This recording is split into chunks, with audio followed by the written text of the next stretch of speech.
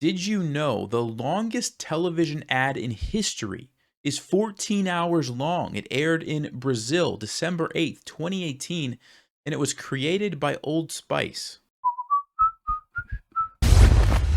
This position is going to blow your mind. Black has two knights against white's one knight, but black also has this pawn, which is about to become a queen. It's white to play and somehow save the game, somehow not lose. Before I say anything else, if you'd like to pause, how does white not lose this position?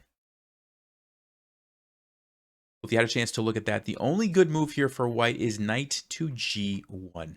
And the idea is we can't actually stop the pawn here with our king because black simply goes there anyway because it's already defended and we just get checkmated in a few moves. You don't have a way to immediately control the square with your knight, so what you do is you jump around to g1 so that if the pawn pushes, we now have a fork and we can pick up the queen. Now, some of you might be saying, but Nelson, black still is going to have the two knights. Well, two knights against a king cannot actually checkmate it. If white is smart, they're going to just keep trying to run around, and there's no way that the knights can force the king into the corner to deliver the checkmate. You just can't do it. Okay, so you have to remember that.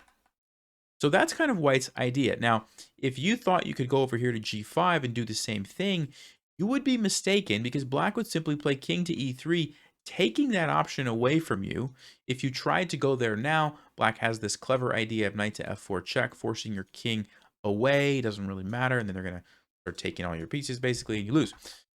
The idea behind knight to g1 instead is that black doesn't have time to do something similar because you're also threatening to just take the pawn. And now, again, we have the two knights, which is a draw. Okay, so knight to g1, critical move, threatening to capture the pawn, as well as the follow-up fork if black tried to push and get a queen. So black's response here is going to be to put white's king in check. And they have two ways to do that. Knight to e3 check and knight to f4 check. And depending on which one black chooses is going to determine how white can save the game. So we're going to start with knight to f4 check. Puts the king in check. White to play. What should white play to save the game? If you had a chance to look at that, the only move here for white is king to h1, hiding in the corner. Now, this is interesting because it looks like you have a bunch of other options. You could go here. You could go here. But if you go here, watch what happens. There's the check. And you don't ever get time to do your fork. And on a similar note, if you go here, well, again, black gets the queen.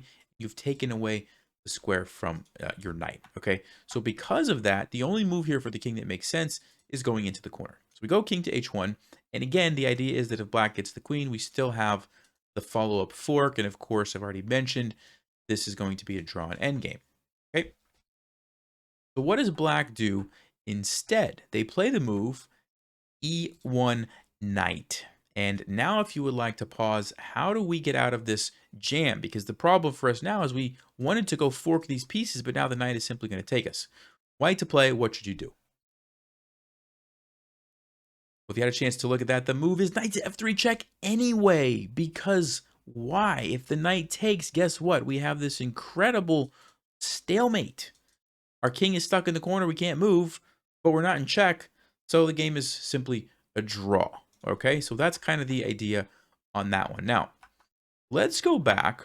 And remember I said after knight to g1, black had two options. They could check us with either knight. We just covered knight to f4, but knight to e3 check is actually the more interesting option. So knight to e3 check, white to play. What should white play here to save the game? If you had a chance to look at that, the only move for white is king to h3. Now, this one is interesting again, because again, it looks like we have lots of options with our king. How do we end up with king to h3 being the correct one? Well, let's take them one at a time. If you go here, you allow black to get the queen with check. That's pretty straightforward why we don't want to do it, right? Also, if you go here, again, you allow the queen because you've taken away the fork with your knight that you needed to play. So that immediately eliminates these two options, and we still have these three to kind of check. If you go to h1, you allow black to get the queen, and notice how it pins your knight so you can no longer follow up with the fork. Okay, and it's not a stalemate. We have a place to move. So we can eliminate king to h1. King to h2 would allow black a very interesting move, e1 knight.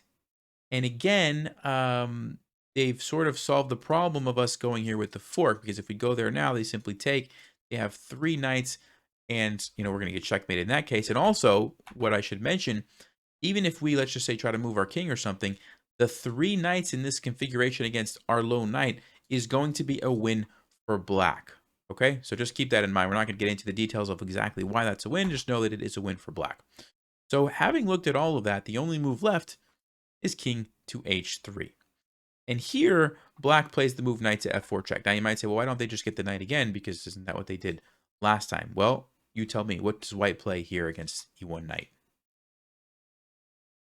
If you had a chance to look at that, the move is knight to f3 again, forking these pieces, threatening to capture if black doesn't take. But once they take, look at this. We have yet another incredible stalemate. King is not in check, but can't move. Again, the triple knight stalemate trap, okay? So, black says, all right, I'm not going to do that right now. I'm going to keep going with the checks, and they play knight to f4 check. Again, it's white to play. What should you play here? You had a chance to look at that. The only move is king to h2. So let's quickly take a look at some of the other options. Here and here actually are the only ones, and that's pretty straightforward. Black would simply get the queen, doesn't really matter. And when they get the queen, it's with check. We don't have time to go for the fork.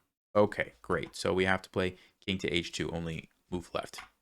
And here, black says knight to g4 check yet again. And I should point out what happens if they do try to do the little knight trick again.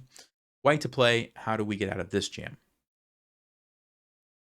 You had a chance to look at that. The move is knight to f3 check. We've seen it before, and here we see it again. The knight's going to capture with check, but we have the amazing follow-up move, king to g3, which is forking these knights. And guess what? Black doesn't have a way to save both of the knights. They could try to save this one, but then we take this guy, and it's a draw. They could move one of them away, but we take the other one, and it's the fork on the knights that actually saves the position, okay? So, black says, all right, I don't want to do the knight just yet, and they go knight to g4 check. Now it's white to play. What should you play here? If you had a chance to look at that, the only move for white is king to h1, hiding in the corner, and the reason is again, we don't want to go to g3, even though it looks like a good idea, like we're forking the knights, we're walking into the queen check, right? And yes, we get a knight, but who cares? We're going to lose because black has the queen now, okay? So, have to go king to h1. And this is an interesting problem for black now, because if they get the queen, look what happens. They've stalemated us yet again in another way. Because of our king being here, the knight is pinned, so the knight cannot move, and the knights stop our king from coming out. Again, we have this stalemate. So what does black do? Another check. And by the way, I should mention again, if they try to get the knight, you could probably figure this one out. White to play and draw. That's correct. It's knight to f3 check, and when they capture us, look at this. Yet another interesting stalemate with the 3 knights. I mean, this is just an incredible puzzle, right? I mean, look at that. How many stalemates have we seen with knights? So let's keep going. Black says, no, I'm too smart for that. They go knight to f2 check first, force our king to h2, and only now do they get the knight. White to play. How do you save the game? Well, I'm hoping that most of you figured it out by now, but it's knight to f3 check again. And yes, they're going to capture with check. And yes, we have this weird configuration with the 3 knights. White to play, and I won't let you pause because there's only one legal move here. You have to go to g3. And you're triple forking the knights, which is kind of cool. But some of you are saying, but wait a second, Nelson. King to e3 triple defends the knights and also stalemates the king. Look at this. This knight is here.